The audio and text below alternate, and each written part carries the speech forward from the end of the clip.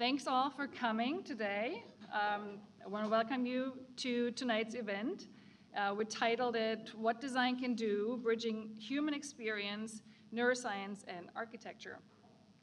And I want to thank the New York AIA chapter and the Center for Architecture here for their support. Let me actually just try to move this up here. It's not. This is better. I want to thank Samata Kaba especially for her support and coordination of the event, and of course everybody here at AV helping with technology and everything in the building.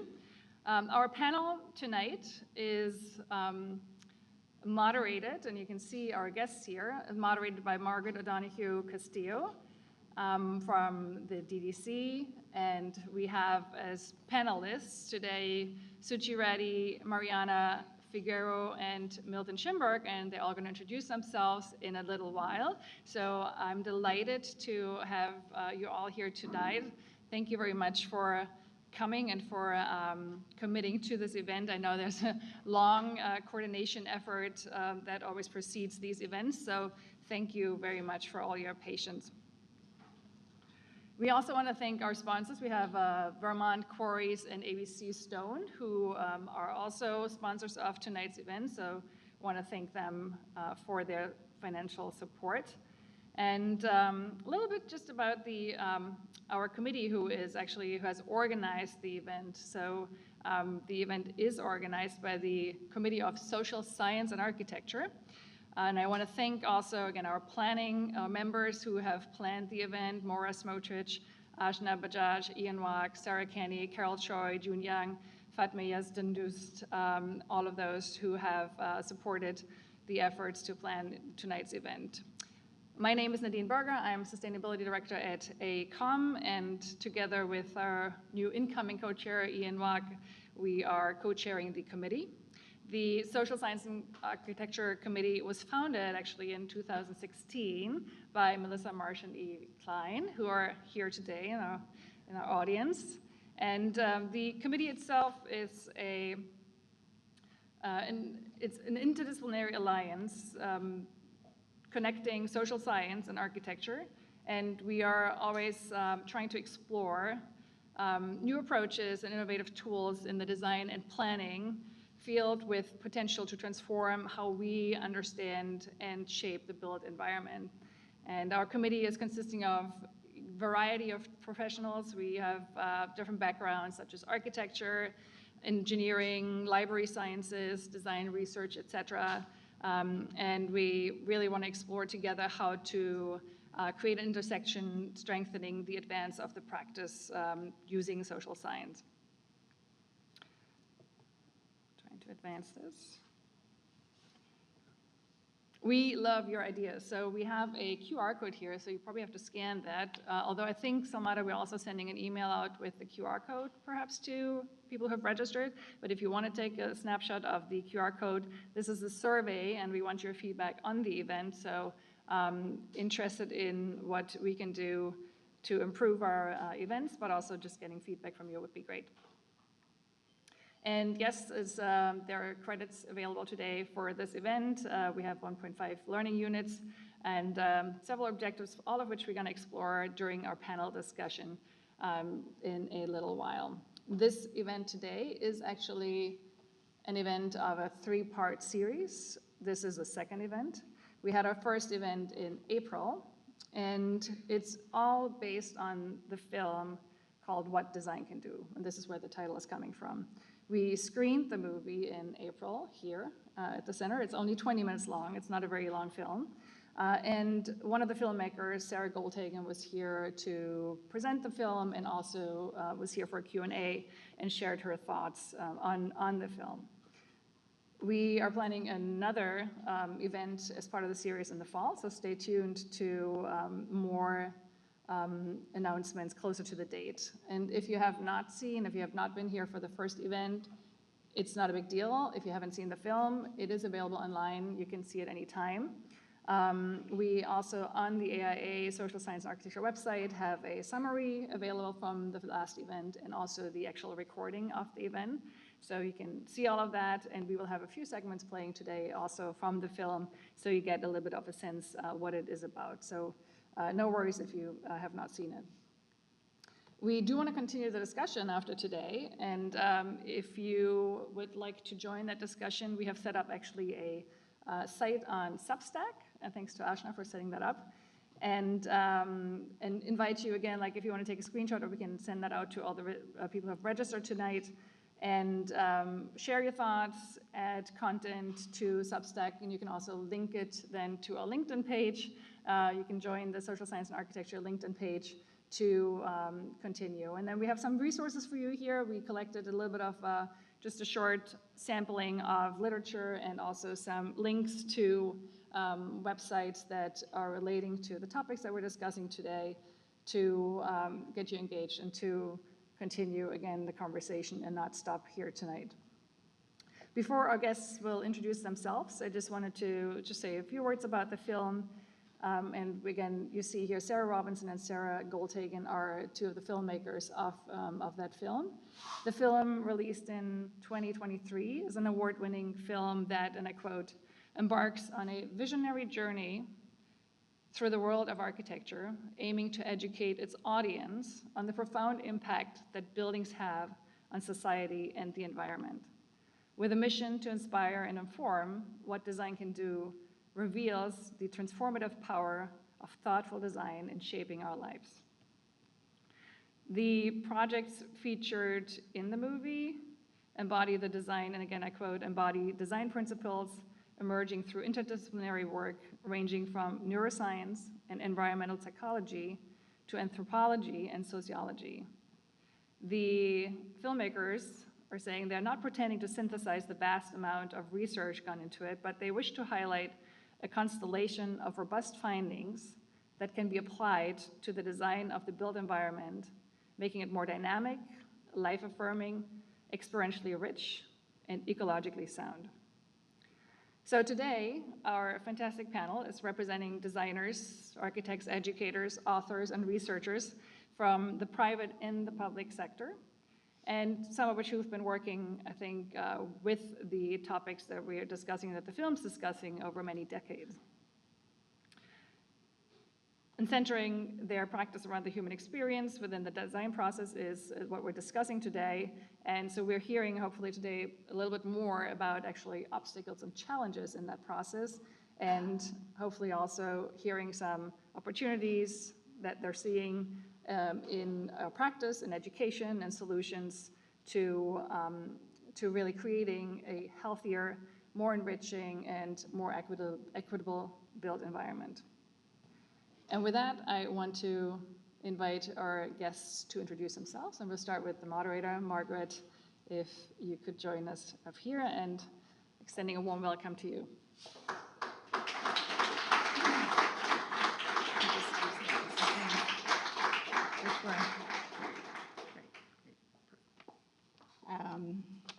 Good evening, everyone. It's nice to be here, and this panel is really amazing, and we will get to that. But I am going to just briefly say what the city is doing, because we're very interested in the subject that Nadine and the other panelists have been talking about, because I think it's very related. This actually, Active Design 2.0 hasn't officially been launched, so you all are getting a sneak preview. But it should happen in July, early August. So for those, really this is all about health and design, which I think is very relevant to this topic. In 2010, we launched Active Design Guidelines, probably in this very room, with David Burney. And that whole discussion about scientists and architects and social scientists and what they understand, he says the story is Dr. Fried came to him and said, we have a crisis.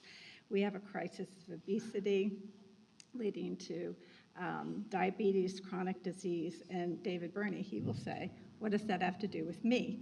So, well, because you architects have engineered movement out of our daily lives. We sit all day, we use cars, we take escalators, we take elevators, it's, you can do something about this. So David Byrne said, I thought it was going to be a little white paper, and it turned into a book that's been downloaded around the world. But the tagline here is promoting physical activity and health and design. And it was really transformative. It led to our bike lanes, our plazas, and lots of stairs. But but fast forward to Active Design 2.0, it's different in the sense that it's really looking at health much more broadly. And it starts with equity in the built environment. I have to go through this very quickly, but I want to give you a snapshot of what the city is thinking about. And that is that it isn't just physical health, that it's tied to our mental health, our social health and well-being, and one thing can affect the other. In chapter 1, it starts with the situation in New York, structural racism and the inequalities that we have, starting back with redlining, but still persists today in the environment. I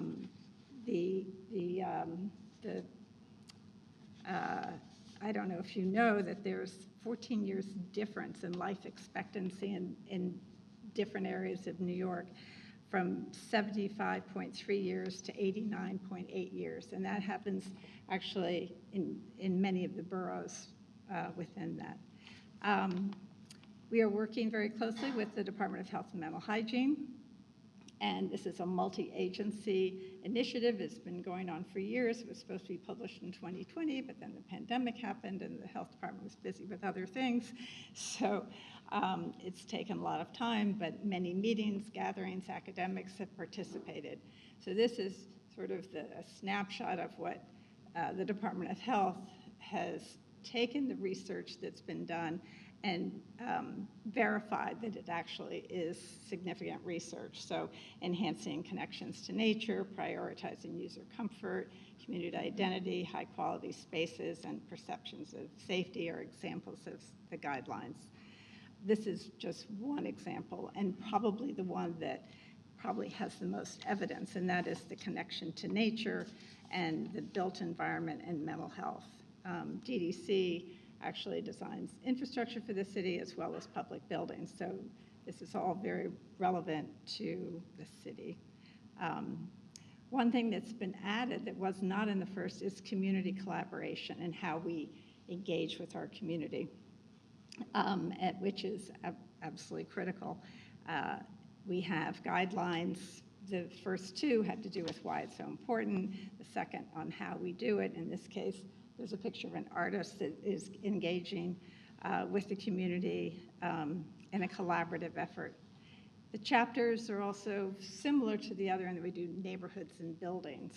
So I think also from the pandemic, we can see how important open streets are. Streets are not just for cars, and those such as 34th Avenue in Queens really embraced and took it over and programmed it, and everybody to be able to go out into the street and use them for benefit of the community and connections.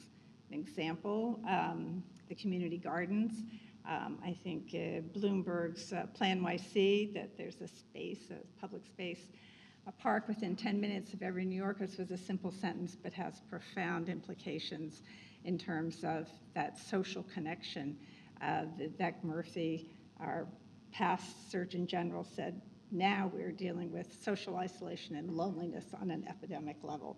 So our public spaces can really contribute to that, both parks and then even taking a traffic island and making it into a place with flexible seating, gathering trees and landscape. Again, this is evidence informed now that this does increase mental health and well-being. And for buildings, this picture, so yes, the stairs are important, yes, indoor air quality is important, but that connection to nature and daylight is also critically important. And if we can't connect outside, we could actually bring nature inside. And here's a daylit space. There are principles of biophilia in here. I know we're rushing, but I want to get to our panelists. And lastly, affordable housing does not have to be a drab building. Everyone should have access to supportive lighting environments, high quality spaces, And if anyone wanted to know what that image was on the first slide, it's our new Far Rockaway Library out in the Rockaways. And we like to think of our public buildings as not only providing services, but are exciting places for the neighbors to gather, and using this information that it's important to have these social spaces and to really look at mental well-being, physical, whole person health, and design is something DDC is very interested in. And now we will hear from our first speaker. The video. First, sorry, video. This is the film, just a clip of the film to set the stage. Design matters. Design matters for health, it matters for well-being, it matters for perception. The evidence on the built environment's effect is significant. When we hear the word design, we might think of a luxury chair that was never meant for sitting. But design is the decisions we make, and the decisions other people make for us. Design shapes every aspect of human experience. It's like in the theater of life, we forget the stage. We take it for granted. And I think raising that conversation so that everybody is trying to experiment and think, what would happen if I change the lighting? What happens if I change the window size? What happens if I change the sequence of spaces? How do I experience it? What does it do for the outcomes I'm intending to get through my design? That is not just the realm of designers. That is the realm of partnerships with human scientists and designers.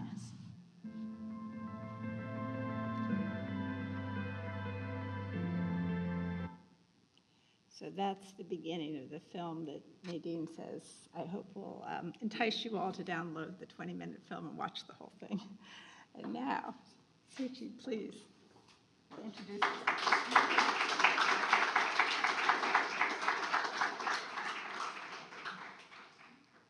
Thank you, everybody. Thank you, Margaret. You've made me happier to be living in New York City today. Really just to hear it all recounted and all these reasons why we choose to live here and to do the work that we do. So really just to give you a quick introduction of who I am, I'm Suchi Reddy. I founded a practice called Ready Made around the corner here in New York City 23 years ago. And our practice now covers many typologies from all kinds of and scales of architecture, interior design, public art. And over the last 10 years, really bringing together these ideas of how design makes us feel. This was something that the house that I grew up in India instilled in me. And I kept bringing this idea to everything I did, wondering why our education and our training made us think about how things look and how they function, but not how they made us feel. And I felt like that was the most important thing that we should really be recalibrating the compass of design towards, and then organizing all of the other things that we know we need to do. Make it function, make it affordable, make it easy to build, make it easy to maintain, make it easy to live in, make it inclusive, all of those things.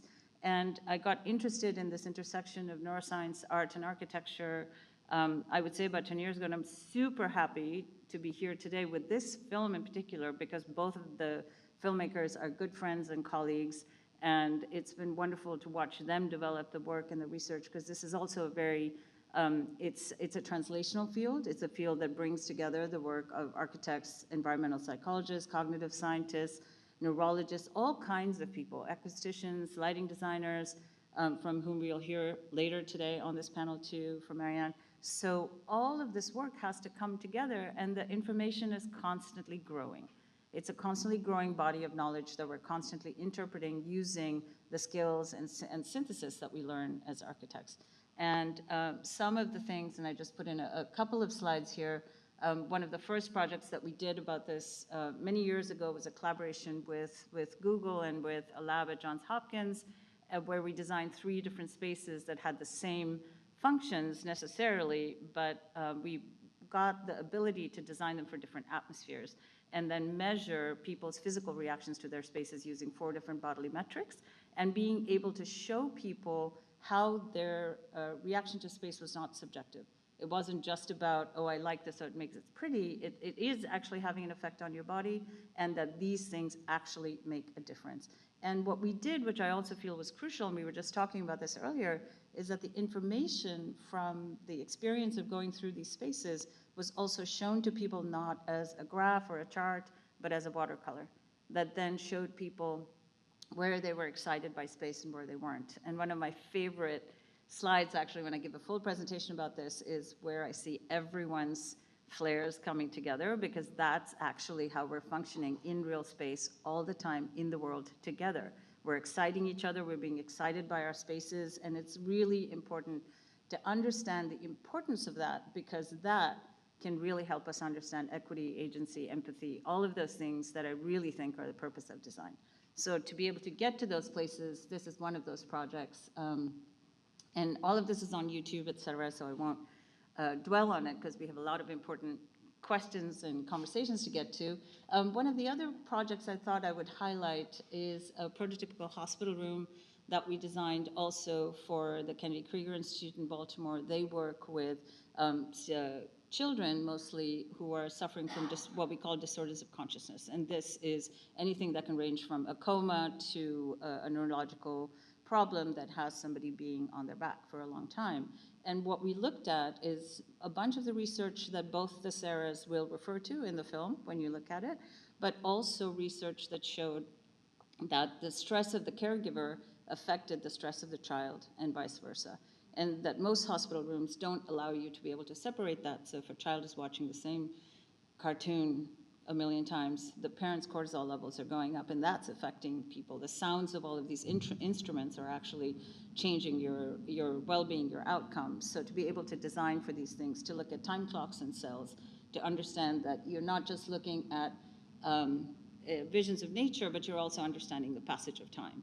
And that this is an important thing also for your cells to understand on different levels, because all your organs have different time clocks in different cells. So we look at research that comes from lots of different kinds of fields to be able to incorporate them in the work of the studio.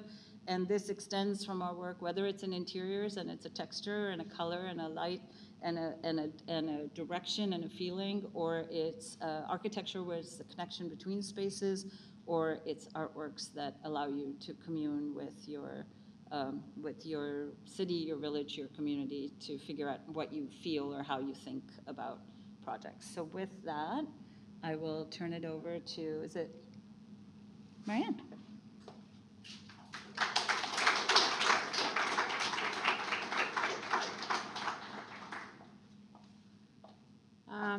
Good evening, everyone.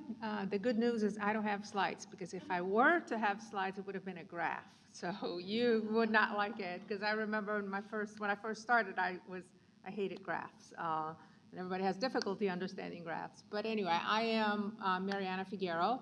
I'm a professor at the Light and Health Research Center at Icahn School of Medicine at Mount Sinai. I am an architect by training. I actually went to RPI almost 30 years ago. I don't know if anybody is here. Sometimes we have alums from RPI here. Oh, there you go. See, there's always somebody in the room. And I did teach a little bit in the School of Architecture there, but mostly was on the master's program, the Master's of Science in Lighting program that we used to have, which I was in it. And I was telling people that I went to the MS in Lighting program because I thought I was going to be a lighting designer. And then suddenly I fell in love with research. I started doing research, and then I realized that research was exactly the same as design. It's just, it really is, one is just the mirror of the other one. So I continued at RPI, and then I moved. We started working in the area of what we call the non-visual effects of light. So it's really looking at the impact of light on circadian rhythms, on sleep, on mood, on alertness, on performance. We're working with Alzheimer's patients in the field. We're working with mild cognitive impairment patients, Parkinson's disease patients, changing the lighting in the homes, changing the lighting in the nursing home. So the way I like to say is that I'm really translating the science to the application. I don't practice architecture, but I just sort of generate the information that hopefully architects will put it in practice. So that's just a little bit of me. I'm here now at Mount Sinai because we have a little bit of, it's easier for us to get the clinical application. So it's almost like a dream come true for me because we're able now to have access to the clinical side, work with physicians. At least it's one way for us to translate. And the reason why I'm here today is that hopefully we can then work with architects to translate that research into practice. So thank you.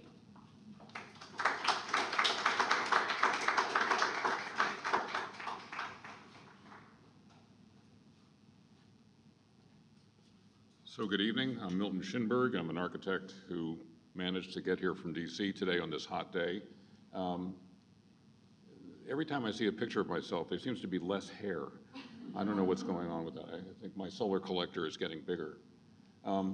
Anyway, I'm a principal emeritus at Schinberg Levinas Architects in DC, and I'm an adjunct professor at Catholic University, and I've been doing both of those things for about 45 years.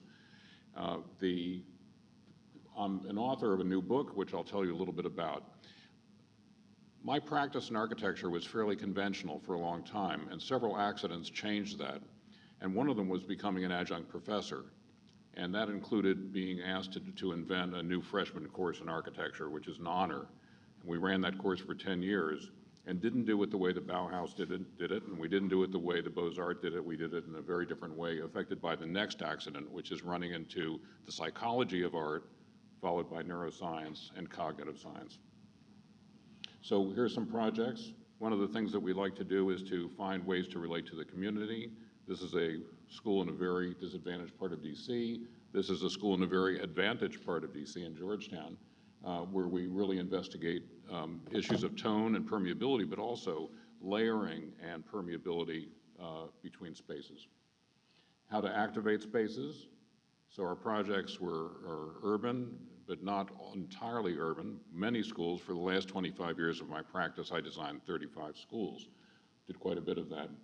We looked at ways to induce movement, and that's something architects do, but we're using cognitive information to help do that. And how to inform movement. Looking for ways to make buildings figural when they ought to be, and not figural when they shouldn't be, to fit into neighborhoods.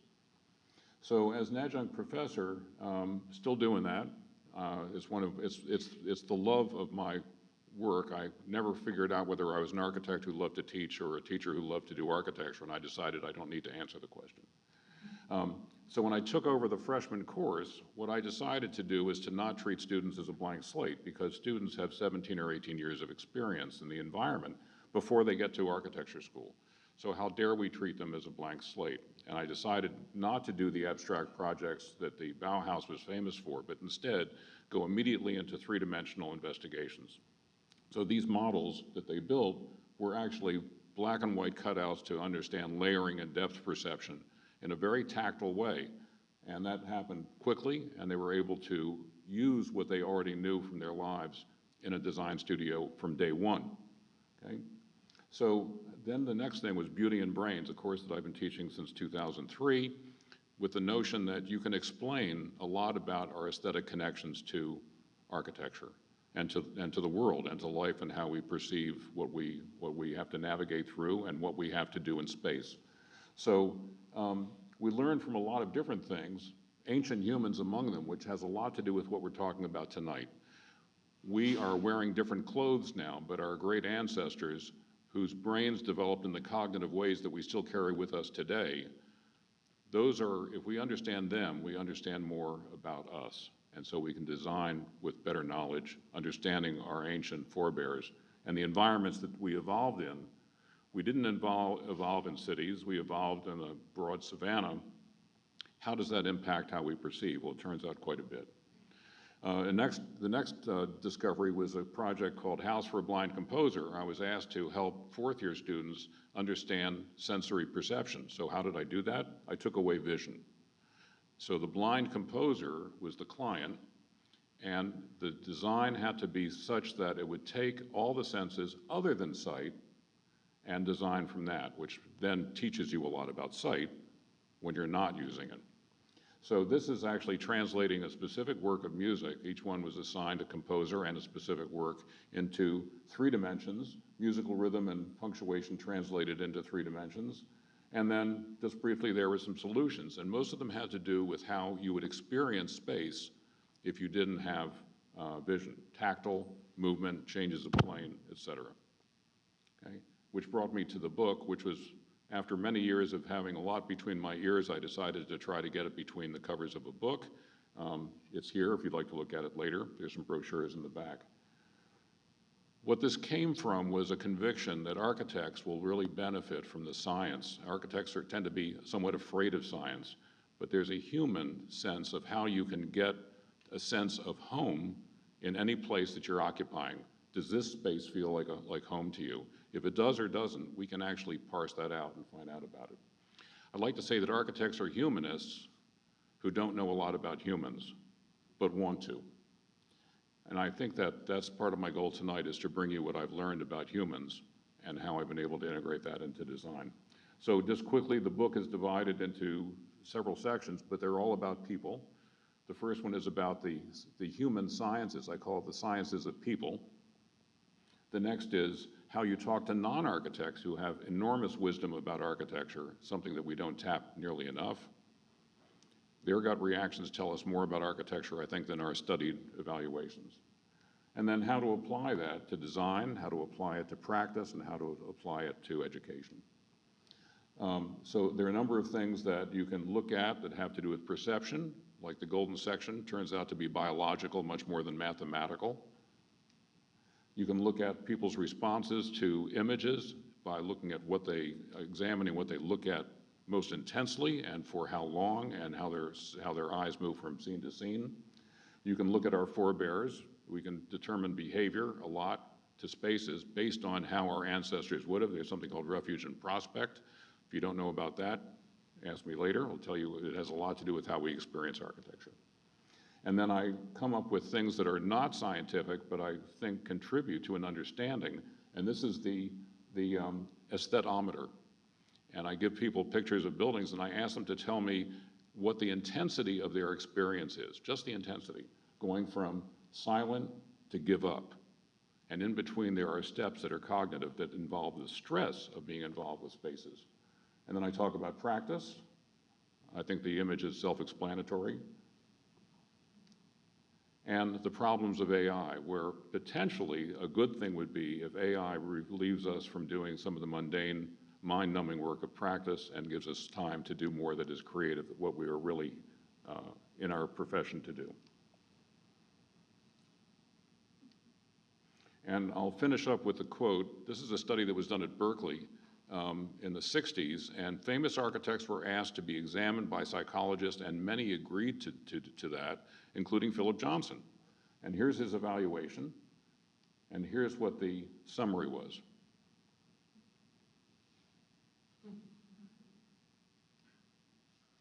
So I finished the book by talking about increasing the value and prestige of the profession. And I think what's missing in the profession is the resonance between what we do and what people want, what people feel and what people need.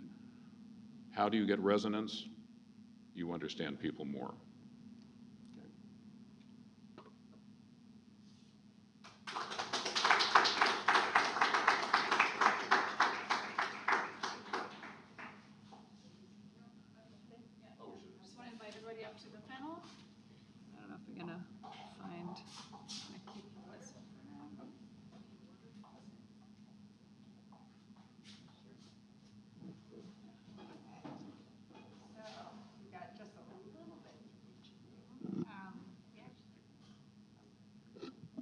Actually have another film clip to start a question.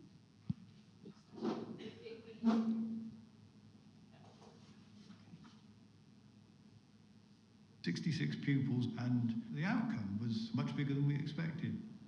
We could put a hypothetical average child in the worst classroom and the best classroom and say what difference would it make to move from one to the other. The answer was 1.3 learning levels. And within the UK, they're expected to make 2 learning levels in a year, And remember this, it's the worst of the best, so it'd be from a cramped, stuffy, horrible classroom into the absolute best classroom you can imagine. But if you could do that, it would have a profound impact on their capacity to learn. They're just being held back, basically, by the negative characteristics in the poorer classroom. While this study focused on primary school classrooms. All right, so another clip from the movie. And so I think it would be good for this audience to dig a little deeper. Everybody was kind of general. And I know you design classrooms. So to hear something like that the design of the classroom has profound effect on the ability to learn. Have you taken that further in your studies? Well, very much, because, can you all hear me? All right? When I was designing classrooms, one of the things that I learned was that students don't learn. I had to understand learning, and especially with younger students, you learn by inference. So if you miss a syllable, you may lose the inference of what the teacher is trying to say. Well, what happens if the student is sitting in the back of the room near the HVAC unit, through wall, with a compressor in the box, missing 30, 40, maybe 50% of the content and the inference, and so those students are disadvantaged. I was just asked to review an article on autistic children and the use of acoustical materials to help them. I have an autistic grandson, and I could see in the description of the students that were being studied how very much this, I've got a sense of this very deeply now, and how just adding more acoustical panels of a certain type to absorb not just sound, but to reduce the reverberation time turned out to be pivotal in helping these students learn. Because reverberation time, if you're in a cathedral and you hear something being played with a large organ, the sound wave comes over and over again, and it adds to the total volume, and it takes away clarity in a speaking environment. So studies like this turn out to be very helpful. Architects are a little bit afraid of science, I think, and one of the things we'll talk about tonight is how to make it easier to access. Although I do think architects care about designing for human beings, I just want to say. I agree. And maybe, yes, maybe we have to open it up and get input from many different, bodies of knowledge. So, Mariana, lighting in a classroom, how important is it? Well, I would say it's the most important thing, right? Who's biased? Talking about bias. No, but we've done, it's interesting, we've done studies it's actually in North Carolina, it's Smith Middle School. I don't know if anybody knows, but it's a beautiful school that has sort of beautiful daylight inside the classroom. And we measured, we got 8th graders, which was a huge challenge to have them give us saliva samples for 4 hours in the evening. They got paid, so they were very happy. No, they got paid in money. They were already negotiating with their parents, so their parents could give them the money ahead of time so they could buy whatever they were going to buy. But we got the participants, and we saw that there's a delay in the onset of their melatonin levels in the evening, which means that they would sleep later if they didn't have the daylit space in the classroom. So they were delaying by about 20 minutes a week. So if you think about winter months in classrooms that have no daylight, kids may go to school in the dark, come back in the dark, and they're not going to see daylight if you probably don't have activities outdoors because it's in the winter. So the only place that they can get that light that they need to maintain their clock running in synchrony with their watch is in the classroom. So it is very important to be able to provide that lighting, that it's something that we don't even think about it because we think about visibility. We think about we need to give light for people to see, but it's not just visibility. It affects a lot more than that. And then the other thing that we're learning more, which I don't think we know enough, but a lot of people are talking about, is myopia. There's a pandemic of myopia in kids, and one of the things is because they're not getting outdoors or getting enough light during the day. Can you define that in case anyone? Does anybody, myopia is basically when you have short-sightedness. Yeah, so it's like your eyes or your eyeballs are probably too large or too small. I can't remember which one it is. I always get it reversed.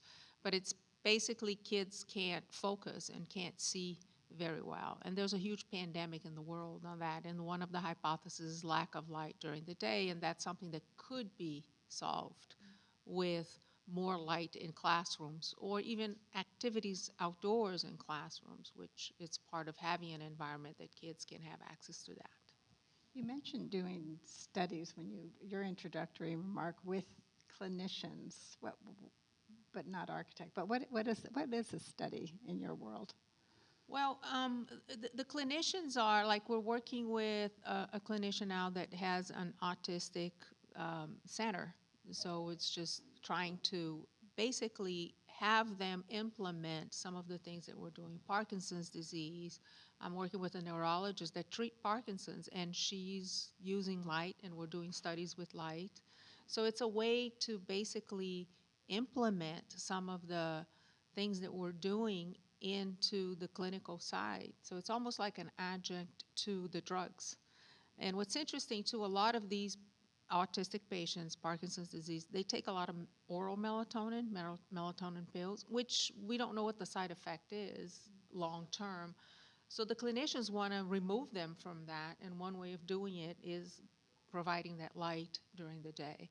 So they're very excited about it. You know, when I first moved to Mount Sinai, I said, you know, you're an architect and you have a PhD, but you're not an MD. Are you sure you want to go to Mount Sinai? And I was so well received. I mean, because people see it as something important. They're valuing the environment, they're valuing the lighting, they're valuing what they can do for the patients. That's great. And Sushi, you work with all kinds of different people. How would you apply this, let's say, in your museum work or public buildings? Well, it's been, so interesting because this information about light and melatonin and time clocks, and this feeds into all of the spaces that we're thinking about, right? So we start thinking about what are the connectivity measures that we can get from people, right? Like we can put them in a space and we can see, is there more interaction? Is there less interaction? And we're not able to, because I'm not a clinician. I can't do these things, right? But I tend to do it in space. And I was actually once accused in one of these neuroscience conferences by someone of being unethical as an architect because I would do something and see, if I had a better result, if people actually felt good in these spaces, or if I have, private clients that say, oh, nobody ever wants to leave the place that you've made, or that we've made, which is always really important to reiterate. Those kinds of things, I think, are very, very important in order to be able to understand. And I do think part of the problem that we run into, certainly as people who want to read what's happening in the science world to be able to bring it into practice, is that practice is 360 constantly changing factors around you, right? You're affected by how someone else is feeling next to you. They're sending you some kind of signal and you're like, oh, and that's coloring how you're feeling. That's not even researched. We don't even know how to research that, right? We don't have the parameters for this kind of thing. So part of what I think about, or at least when I'm teaching and I'm able to practice in my own studio the way that we like to do with my team, is to really be able to think about what are all these factors that we can bring in and which of those can we amplify in each of these scenarios, whether it's a cultural building, whether it's a residential building, whether it's a clinical building, whether the hospital room that we were looking at, which was really designed as a spatial prescription to really be looked at with doctors who were going to be running, the kinds of things, the tests that they wanted on the kids that were in those rooms, to really know, is it changing things? Is the curve changing things? Is the proportion of the curve changing things? And there are studies on these, but everything is, it's a small study. Because if it's a study, it has to be done a multiple number of times under the same conditions in order for you to be able to say, I'm moving the knowledge by a millimeter. And architecture doesn't operate at that scale. It operates at a dimensional scale that's constantly moving, that's large. So how we actually synthesize all of this information to bring it into the world, I think, is the challenge, but I think also the excitement of it. But the thing is, you always know when a project is successful, because you get the feedback almost immediately. We get that from almost every project that we do. We get it immediately. It's great. I feel good. I wanted to do this. not so much, thank God, in the last decade or so, but sometimes, oh, this didn't let me do that, so which would mean that we've maybe learned something. But it's that, I think it's also important to increase in this kind of, and I'm saying this in this context because we are in this context of talking about the social sciences and architecture, that the idea of what actually data is has to be increased. Because we get to start thinking about data in this very small, very tight window. This has to be numbers, and these numbers have to be repetitive in certain ways, and this is only how, and we're letting the quants run our world. And our world doesn't run like that. Humans don't run like that. We don't feel that way, but we want to believe it when someone tells us these are the numbers by which, so I don't know. I try to follow those numbers, but I really try to follow the kind of feedback that I'm getting, which we do with post-occupancy evals, et cetera. Yeah, we're talking about post-occupancy evaluations too for our projects, but. We got feedback to put the mics really close to the mouth. Oh, Sorry. so Really close. the project that you did 3 different designs, and what did you learn from that? Just curious. That was a really, really interesting project, and it's on YouTube. People can watch this video. It's called A Space for Being. It was one of the first times of bringing this kind of design thinking out into the world, but we designed 3 different rooms, and I designed kind of what I called palette cleanser spaces in between. So because you do have to kind of reset, in order to be able to get any information. And we had people in the spaces for 10 minutes at a time without their phones, which is also a giant, achievement, and to give them activities that actually were, let's say, contiguous with the kind of atmosphere. So the first room I kind of created, kind of drawing on our experience in caves. So the walls were made out of real mud, and the light came from the floor, and all the materials were real. Everything was real. I even had an 80-year-old cactus in the room because I thought the wisdom of this being that had to be in the space would affect people. And we had books about cooking and making, to leave people in there for 10 minutes so that we could read their skin conductance, skin temperature, a couple of other metrics, so that there would be enough information so that when they went into the next space, which was more like a bossa nova, lights coming from all directions, many colors, pop-up books, colorful everything, it was a very different experience. And then the third space was a very kind of calming light coming from above, burnt wood artworks that I had made, paper on the walls that felt like concrete. So there were lots of different textures, plants, so, books about abstract art. So it really set the tone very differently. And then people went in and took off their bands and had the information decoded. And then we're told, well, you feel maybe more, and all we could tell was that you could feel more comfortable in one room, or maybe not, because to even get through all of the data, clear the noise, which Marianne will tell you, there's so much noise and data that you have to clear all of that in order to understand what's actually salient and what is actually reflective. But I think one of the best moments I had from that whole thing, and we couldn't keep anyone's data because it was a public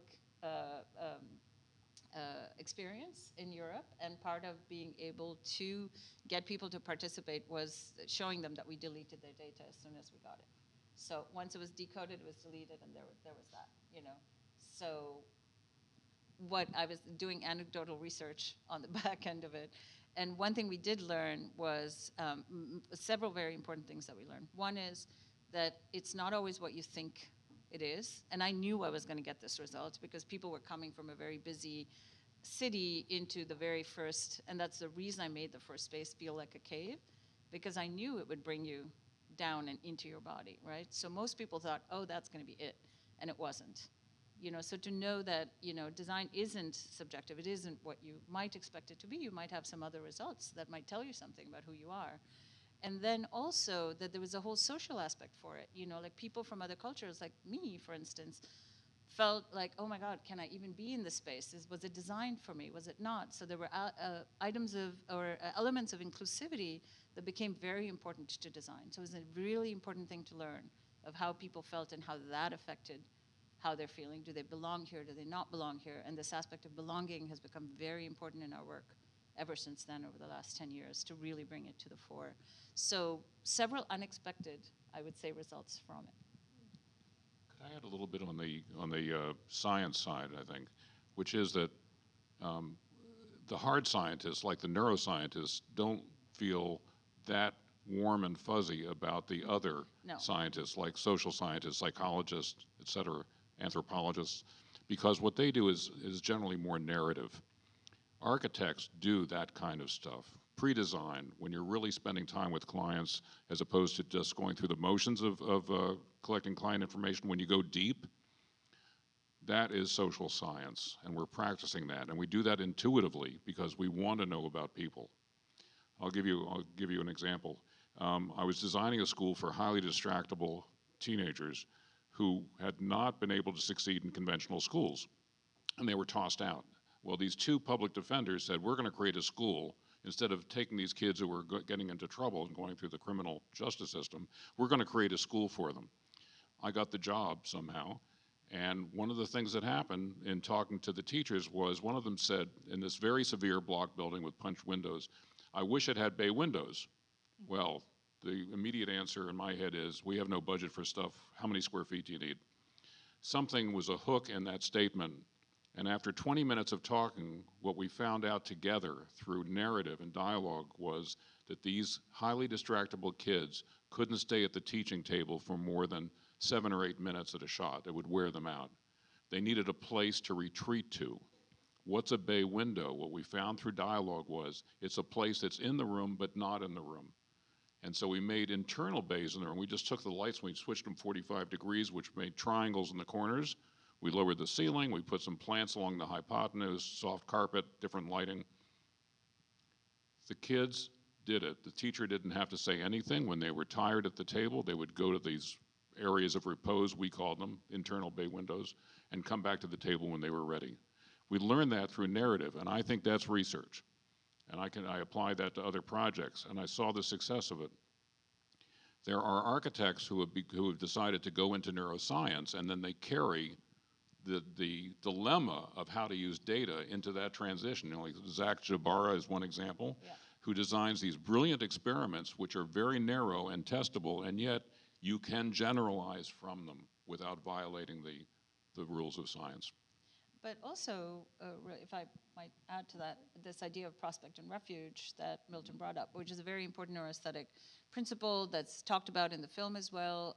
If you look at, particularly in the context of the Maggie Centers, which are incredible. I had the privilege of being on a panel recently in London with the director of property for Maggie Centers. And it was so interesting to see how these are centers for people who are undergoing chemotherapy, but to really not make them horrible places where you have to feel like you're having this poison injected into your body and you know that your body is suffering in all of these ways. So they actually hire good architects to do really interesting projects to create spaces that can ameliorate these kind of recovery rates. And the idea of prospect and refuges, I think, is very well explained in that, which is literally how we go through the world. It's you want the excitement of and discovery, you know, but you also want a place to be able to retract to be able to process that information as you're in the space. So for 2 years, we actually did a study for a very large tech company on designing for neurodiversity in the workplace. And we came up with a report of how you design all these different spaces for different kinds of neurodiversities. What are the causes? How can you do them? What's like a normal day in the life of someone who has a certain kind of thing? What are the pain points that they encounter? What are the design principles and the design factors that could affect and ameliorate these pain points? Lighting was very, very important to create psychological safety, to help them, you know, the sound that Milton was talking about, the reverberation, the resonance in plants, in landscape. There's so much that we can really be looking at. But what that also brought me to was this idea of universal design. You know, you cannot design for one end of the spectrum. What you learn from designing for this end of the spectrum has to be applied to everybody. Like imagine if we all had that all the time, you know, and we could enjoy it and feel like this world was actually made for us.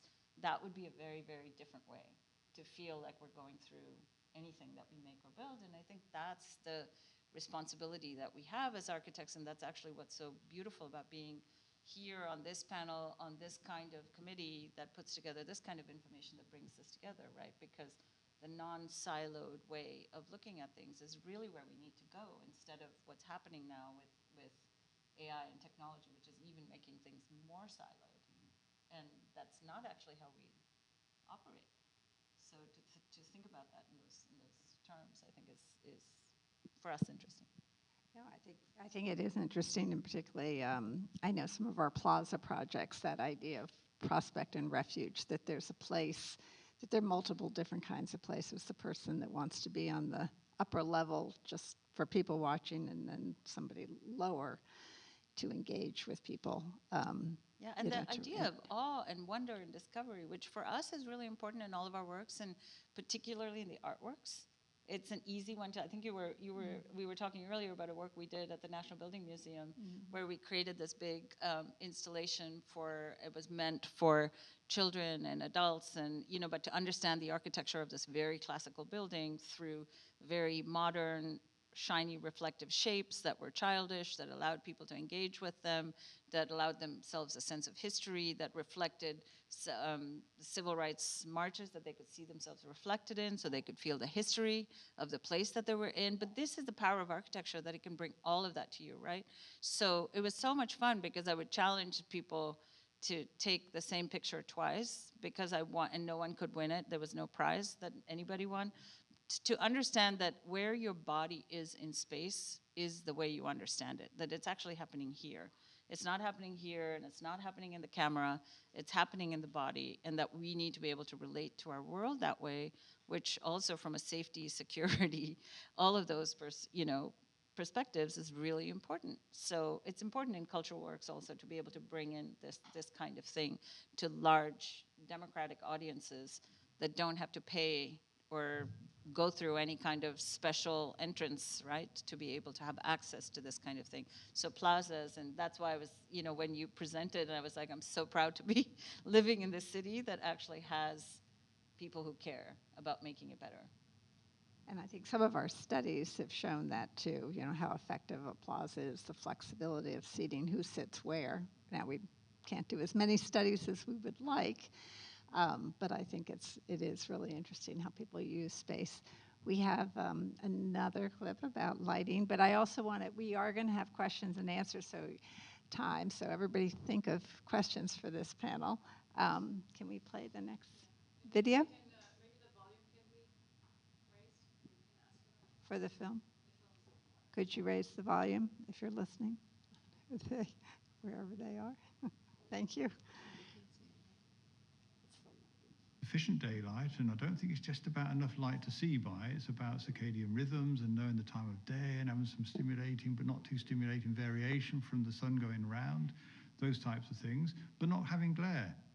The school was really thoughtful in the way you feel when you're in the campus with the different light, and how I can use that different light for my teaching too.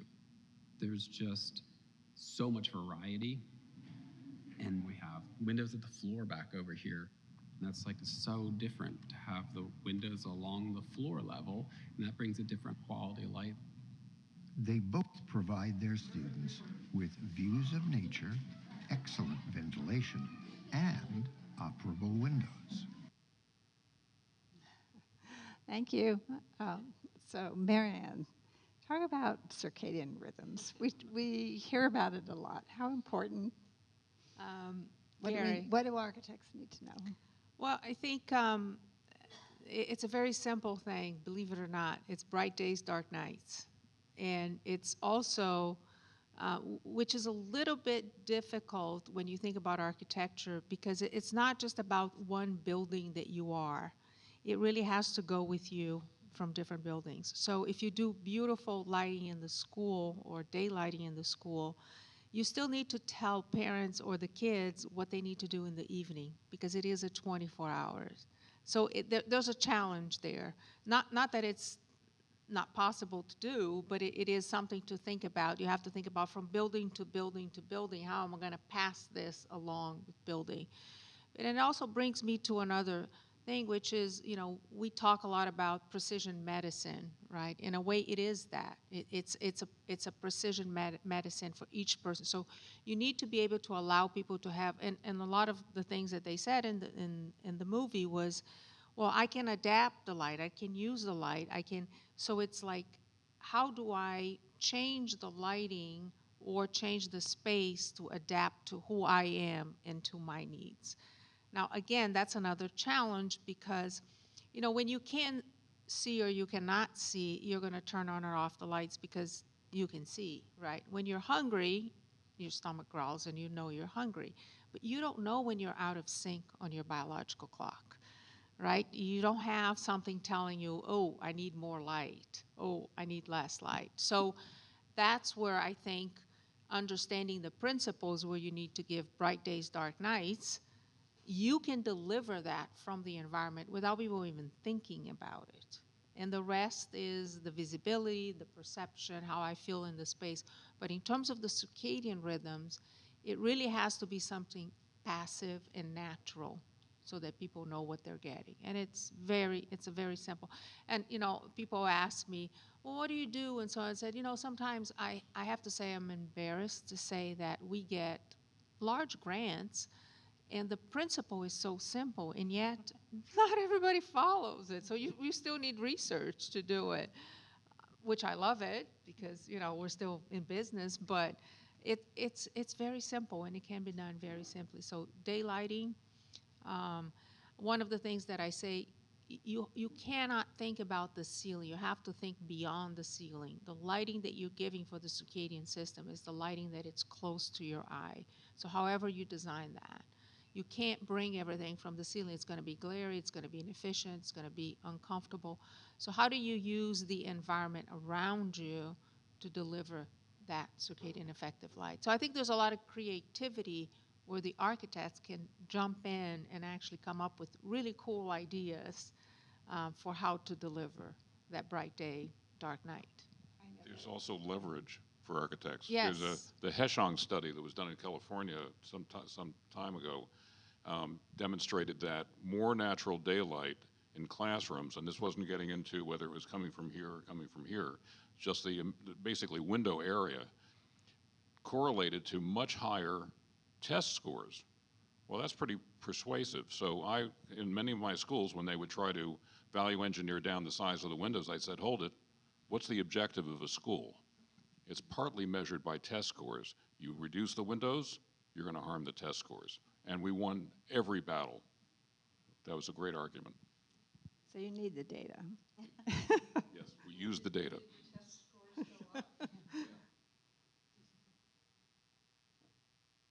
I know some of the original school designs always, of course, they assumed everybody was right-handed. The windows were always on the left side of the classroom. I actually renovated an elementary school building that had only one window, and it was in the bathroom. That's very common, Yeah. unfortunately. Yeah. So, do you have any? You do light installations. Why is that so fascinating for people? I think people are, from my perspective, certainly people are drawn to light immediately. There are so many other things aside from what it's actually letting you see and do. It's an attraction, right? The same thing like wonder and discovery and awe, and there's a lot of science around this. We have a colleague in Berkeley who's written a whole book about awe. It's a lovely book if anybody wants to read it. But what that actually feels like in your body, and I think these experiences of light bring you to that experience of awe very quickly. Like most architects will tell you, go to the Pantheon, but there are other ways to do it, right? A sunrise is just as amazing, but you should be able to feel that in these kinds of experiences that we're asked to create, whether they're in cultural buildings or they're in cities, where people are drawn to the light. That's just who we are. And that's a bigger, I know these things are starting to maybe sound really simple, but they're not, to try and actually make that work. Because if you're looking at campus design, for example, like Marianne was saying, and you go from one building to another building, and then you're looking at what are the daylight conditions within this building, and then you're going into reflected daylight, and then you're going into a place where you possibly can't have it, because sometimes it just isn't possible to provide that in all these places. But also this idea of the circadian rhythms and adjusting it, interiors and the materials that you use in terms of reflecting light and bouncing it around a space well enough so that it feels like it's within your eye would do a lot more for circadian rhythms than really, doing our normal, I'll call it, exactly, dark walls, point surface lights, because our codes are written for what, what is lumens on a surface, and how are you measuring what you're able to read and how far you're able to see. But they're not written, which is also a whole other thing. We've got to be rewriting the codes for really how are we designing space in the world. So that's for me, light is a huge draw. It's one of those places I always start. And for me, light is a material. I use it like I use the material, like I would use any other material. And I usually start with it and, end with it in a way to really kind of check what the design's able to do. So one thing to, somebody told me this before, is that you have 80% of your cortex is dedicated to vision.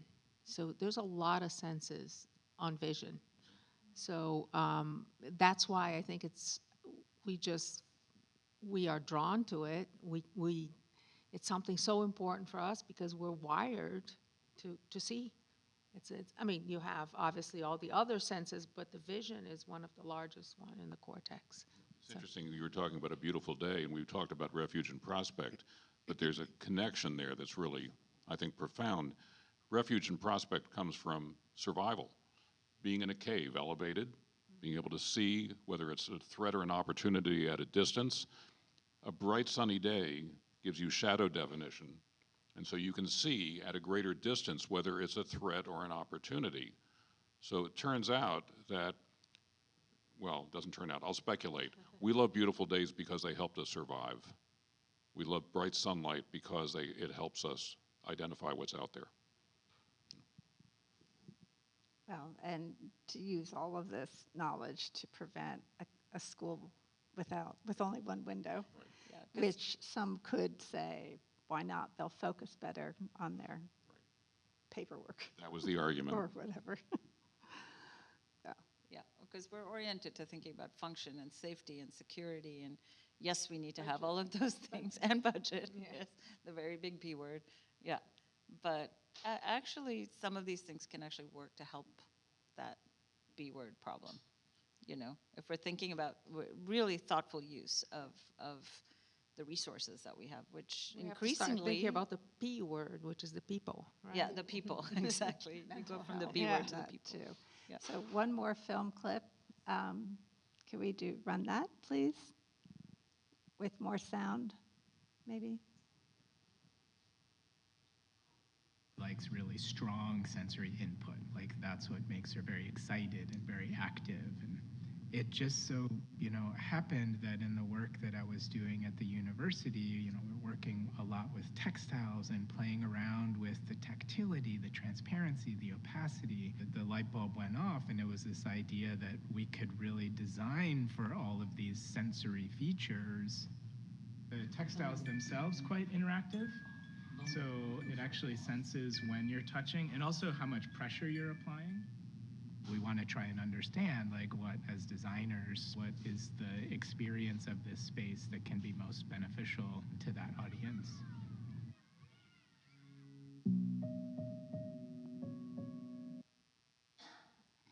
Great. So I don't know if we missed it. He was designing for a child that had autism. So could each of you talk about neuroaesthetics and neurodiversity in design? How one does it.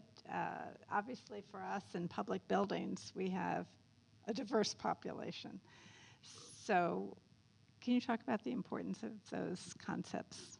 There's two phrases that are in direct opposition to each other, which illustrate the problem. One size fits all, and one size fits one.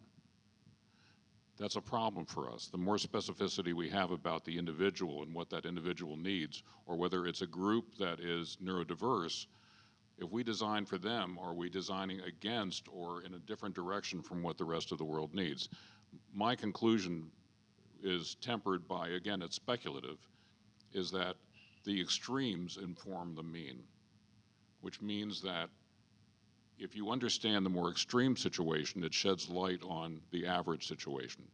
So in dealing with someone who has problems with low vision, if you can address that, you're helping people who don't have low vision. You're helping everybody else too.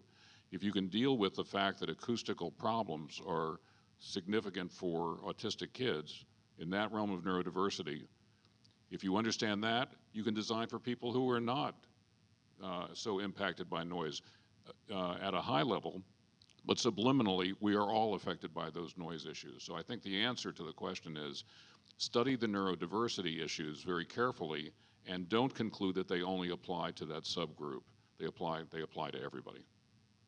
We're all neurodiverse. Just to give a generic, I will say, description or definition of neuroaesthetics, it's really understanding how our environments and our experiences are affecting our brains and bodies. So that's very large, right? And it's a term that was coined 20-some years ago, was that, Milton, by Semir Zeki at the UCL in London. And really meant to encompass how we understand experience as humans, and what's another way of understanding that, aside from, financial metrics or the other metrics that were being used, right? Or safety or crime or these kinds of things. But how do we actually understand what it's doing to us and what we're doing to other people in terms of doing it? So neuroaesthetics really stems from that, and has now gone on to be split up, I think, into neuroarts and neuroarchitecture. And, to some degree, I'm not such a fan of throwing the word neuro in front of everything to make it interesting. But at the same time, I feel like the important thing that you don't want people to miss is that this is actually interdisciplinary work that has to be looked at through interdisciplinary methods. So in public buildings, for example, it really would need to be able to start at the beginning, right? Where you would be able to bring statisticians and cognitive scientists and psychologists and everyone to the table who's interested in this work, like Marianne, who's an architect but knows lighting and knows the research in lighting, to the table to really assess even what the program should be before it even becomes a program or a building, right? And then you can get people to design for it. Because generally speaking, as architects, we're trained to be in this world of, here's the brief, now make it look good, or make it cheap, or make it function, or make it stand up, whatever it is that you're asked to do. But what you're really, the capability of what you really should do and must do and can do is very different. It's really being able to bring all of that together to make people feel great. So I think it's a question also of aligning those fields to be influencing policy and politics and everything else, so that we're able to look at things from a different lens. And the design process. Right, and the design, not to forget. And one more question before we turn to the audience, and that is design education. The cohort of students moving through school and into the profession, they are the most powerful group for determining what's going to happen long term in the profession of architecture. So the fact that human factors, as the things we're describing or talking about, they're usually categorized as, human factors figures very marginally, if at all, in most architecture schools. So that needs to change. And part of the change involves the design process itself. Instead of starting with the facts and figures, why don't we start with, as Suchi likes to say, form follows feeling. So let's start with the feelings before the pencil hits the paper. Understand the emotional stance that should occur or could occur in a project or a space, and design from that. And so education's a place that you can start to have design studios which don't start with drawing lines, stay away from making very specific design ideas early on, and instead have a culture of conversation in which lots of factors are brought together at the same time. I would advocate for people who are in architecture who are interested in the neuroscience and the social sciences, and many now are getting degrees, advanced degrees, and trying to bring them together. There are a lot of programs around the world. We're not talking about hundreds of students anymore, we're talking about thousands. An idea that's been floated is that those people who have developed both skill sets and both understandings could become consultants in firms. Instead of hiring, when we get somebody in to help us with the heating and cooling, they're specialists. We know we need them at the table at some point in the design process. Why not have someone who understands human behavior in the design room before the first line is drawn? To have the dialogue produce this as a primary orientation of design and not something you try to paint on after you're done with the rest of the design work. there's a strong opinion for you. I want to open up to questions and answers from the audience. Just somebody's got to push back on this. What? Do we need another consultant? Yeah. Is this recorded? She's coming. Hi, I'm Melissa. Thank you so much for the fascinating conversation. Really appreciate it. I have a two-part question. First part is, what took so long? Milton, you mentioned the Heschong study 25 years ago, and Heschong's book Thermal Delight 50 years ago. So this research has been at our fingertips as designers for quite some time. It's exciting that it's such a moment that it's becoming more and more interesting. But so what's taken so long? And then number two is AI presenting an opportunity for shifting the availability of information? If I could sit at my desk when I'm working at the CAD station and say, where should the light be, or what would a person feel like in this environment, and how might we be feeding that system differently as professionals in the area of people and architecture? I can just say in the what took us so long side of that question, that it took me an accidental bump teaching freshmen to discover that this was important and valuable and impactful. So accidents will happen. We need more accidents for that to become more prevalent. But I think the main thing is that architects are not trained for this kind of discourse.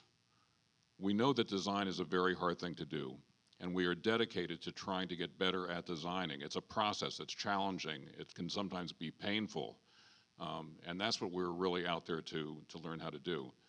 But it turns out that these other influences on design make design much easier.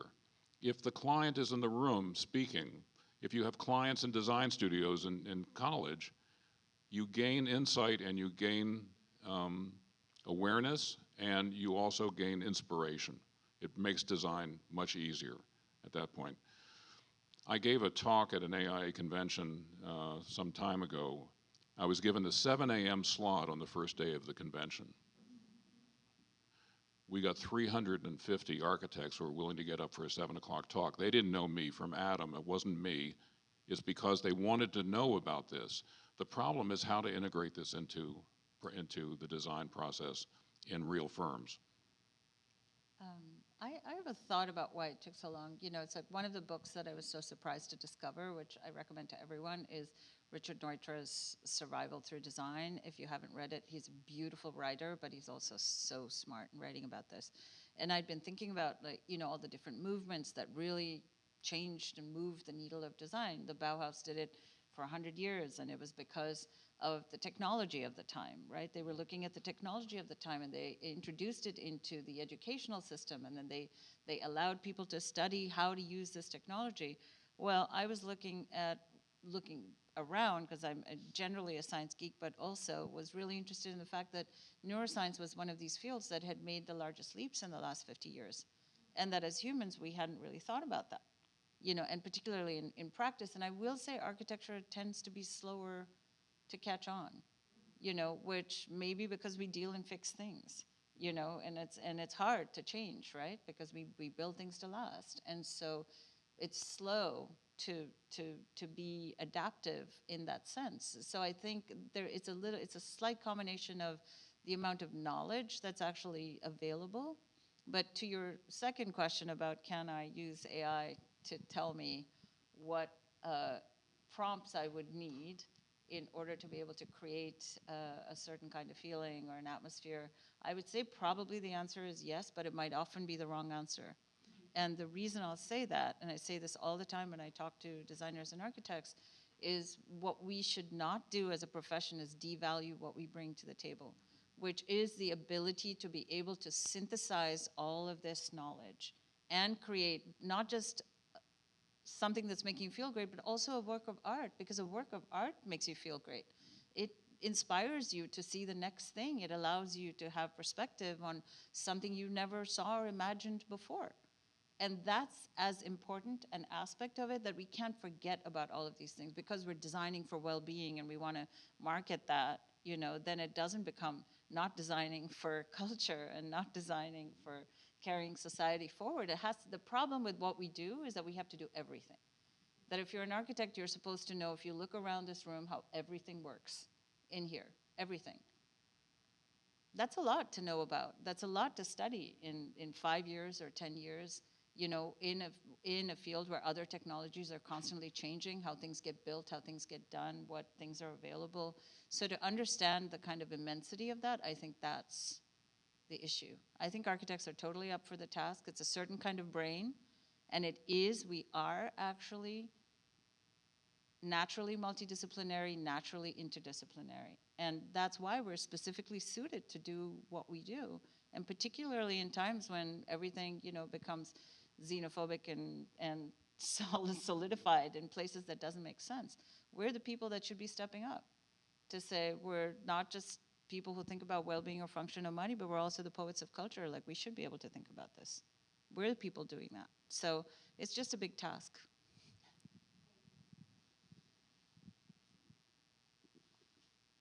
I think we are thinking about how we can use AI in a wrong way, because people are using how to write the prompts to create some sort of images or 3D images. But I started with that like a few years ago, but then I started using AI more like as part of the design research. So I think in that sense it would be very helpful actually to kind of like, you know, use it as a design research, and then it's not about like writing a right prompt. I never believe in that, and then it actually never helped for any architects who even claim that, because they have to go back to, you know, 3D modeling again, and I go back and forth and use it mostly for actually creating images like in between, and maybe like an inspiration. So it's not about that, but like more for the design research part, more like an assistance. Right, exactly. So. Yeah. And it's adding a tool. It's like when we teach, we're always saying, you know, you can't forget the pencil. You just have to keep adding to it. You know, and because drawing in a certain way with your hand makes you understand proportion and scale so much better than drawing on a computer. And building a physical model still has a different quality to it than building a model on the computer and doing it in Rhino and cutting all these slices and making these pictures. And, you know, every client wants a fancy rendering really quickly, you know, that will give them a pretty picture to raise money with. And sure, that all of that has to be done, but you do have to learn the skill set, right? You have to have that.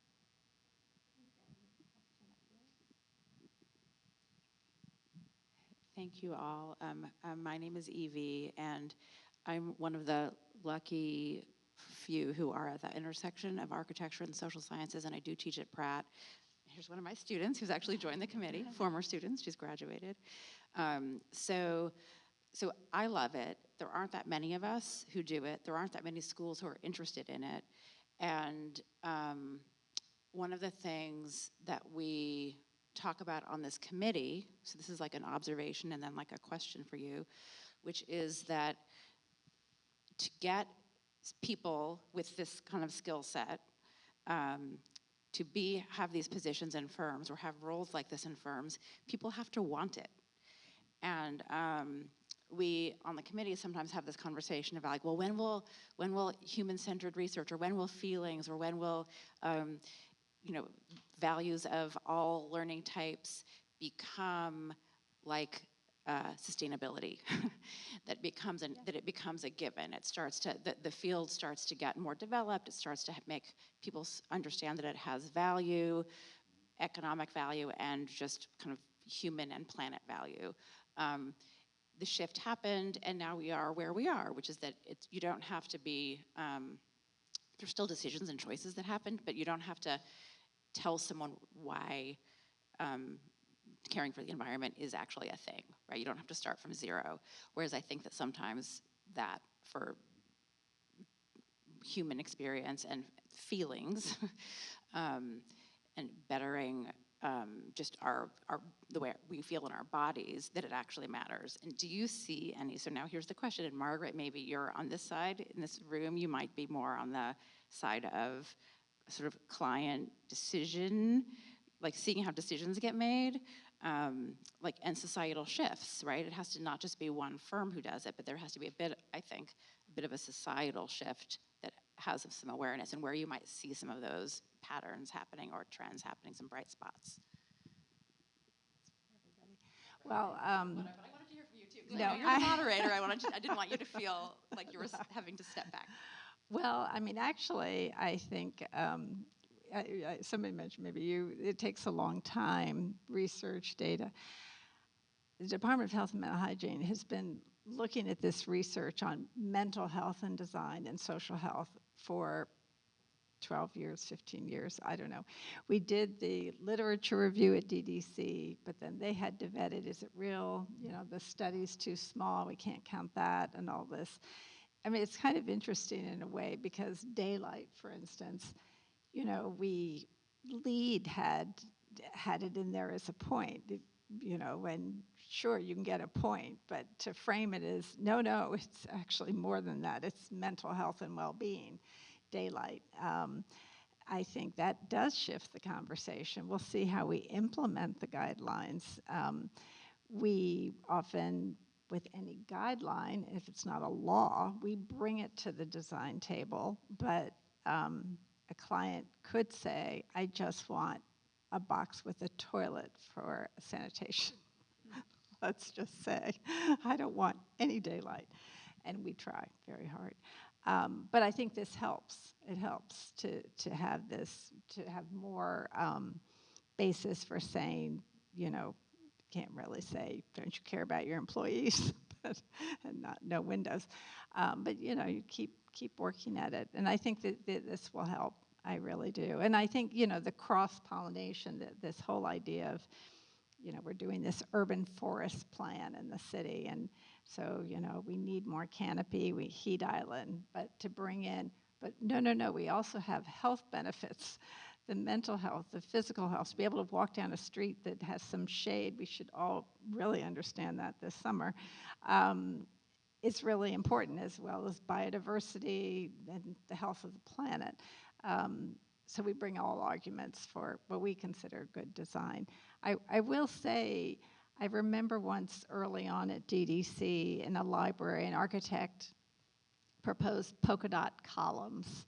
And I remember the librarian saying, oh, you don't want to do that. That would be a horrible thing for autistic kids. And I was thinking, I didn't know that. And I felt like I should know that, or we should know that, or, you know, so I really, everything we're talking about, I think, is really important. And I don't know how exactly all the knowledge gets disseminated, but it's important to do it because we do care about human beings that are. I think the guidelines are the beginning of a brilliant solution, because if you're in a firm and you get a job to do a school for autistic kids, let's say, you can't then develop a research protocol with a hypothesis, hire scientists, do a longitudinal study, come back. 10 years later, you have the data. But the guidelines have absorbed lots of testing and lots of research and integrated them into a form that becomes accessible. I think that's just a terrific approach. So the Department of Health and Mental Hygiene's in Long Island City, very near us, and some of our projects are very difficult, and we deal with criminal justice involved youth and things like that. And I remember saying, do you have a psychiatrist we could borrow? I need an advisor at the meeting, because that isn't on a consultant list. But, you know, it's all important. You know, listening that, I have to say, one of the things that I think people don't read because reading is really hard, you know. I mean, it's true. I mean, we're in a society now that we communicate with, you know, 3 letters, which half of them I don't know what they mean. So anyway, it's a funny story. I'm writing a proposal to do some work with a cohort of Latinos, and that's a cohort that established. So the person that works with me helps me with proposals. Say, what's the title? And I said, Soul, because it's what the cohort is called, something of Latinos or something. He looks at me and said, I don't mean to say anything, but do you really know what soul means? I'm like, I have no idea. Well, I'm not going to say, but some of you may say that it's something out loud or whatever, out of some, I don't know. It's a bad word. And I said, well, I didn't know, because nobody reads. right? So I think the question is, how can we communicate the information in a way that people are going to absorb it? Because the information exists, right? It's out there. So I think somebody said about AI. AI might be a way to distill all the, 300,000 papers you have in PubMed, which is what I look at. You guys don't want to be sitting looking at PubMed, so it might be. Now I caution because, again, another issue that happened, I mean, suddenly after the Maha report came out, I started getting calls from reporters, and I'm like, what happened? Said, oh, we just want to fact check one of your references. And I looked, and I didn't even know. I looked, and it was the wrong reference with the wrong title, with the wrong journal, and the wrong conclusion. And it was all AI. So, you have to have a brain behind AI. AI may give you just a tool, but you really need to be able to have some intelligence to be able to understand, or at least know what's right and wrong, and not just go blind thinking that whatever AI tells you is the right thing to do. But it's a good way to synthesize some of the information that it's out there. And I think we need a way to communicate all that information. I think that's why research is not adopted as well, because the way research is communicated, it's not a way that it's easy, and it should be. But see, that's why I'm sort of back to Melissa's question about why did this take so long. For me, the environment is a place where all that information is transmitted and communicated. Your environment should be communicating all of this to you all the time. It does, it's just communicating lots of other things that you don't like most of the time, and it really should be communicating this other stuff. You have to become self-conscious in order to take that information and translate that into design. So we are aware, we feel this in an embodied way. We're constantly in a dialogue with the environment, but the job of the architect is then to externalize that knowledge in a way that you can implant that in the design process. It seems obvious and difficult at the same time. Right. Yeah, but a lot of us too are not experiencing the environment. We're all looking down on our phones and tripping, bumping into each other when we walk without noticing the environment. So it's that is part of why we don't absorb some of these things. Unfortunately, it's the reality that we're living in. Yeah, I would say so, but I don't know. I resist giving into that, Like, I think of a line in Sarah Robinson's book, one of the authors of our film, Architecture as a Verb, I think she says it in there, about how we never think of a spider without its web, but somehow we think humans exist outside, like all this other, somehow we're separate from everything around us. And it's not true. It's not spiritually true. It's not materially true. It's not energetically true. And I don't know why it's hard to accept these truths, and yes, having your eyes on your phone and you're having your whole world be in this little device, I think is problematic, but at the same time, if there was an environment that, no one can do that all the time. And everyone, I think, at some point realizes the deleterious effects of spending too much time doing that, right? So to the point where your phone can cut you off. I'm not but sure about that. No. What age group you're talking about? No. I can't live without mine. So. I know, I hate to think I just dropped mine in the ocean, so I'm fine. I have phone anxiety, separation anxiety.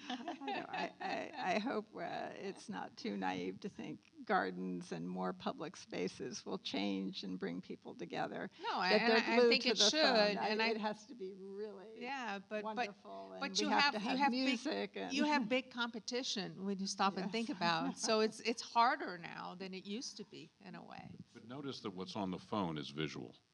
Oh yeah. Right? It's not words. It's my book is 250 pages with 300 illustrations because we are a visual culture, and architects are visual people. And so how do you say things?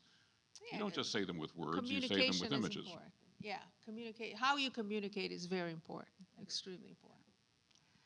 I'm getting the signal. I just want to say that the active design guideline not only care about the health, and I think everything you've talked, and thank you so much for being here, but also this community engagement chapter, which is or collaboration chapter, which is a whole nother thing, we had a big, thick book called We Build the City. And then the next commissioner said, and we build the city for you.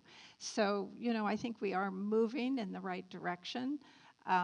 We'll see, because speed and budget are pretty important too, but the health department is going to hold on to you're collaborating with the community. So again, human-centered, people-centered.